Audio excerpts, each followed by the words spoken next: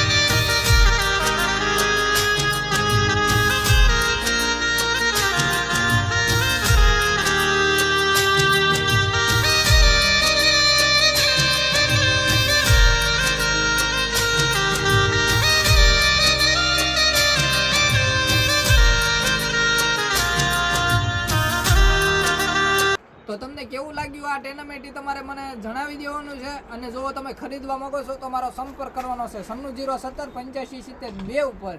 અને ઓફિસનું એડ્રેસ આપી દઉં તો ફુલસર કર્મચારી નગરના પાટિયા પાસે ભાવનગર। જય હિન્દ, જય ભારત।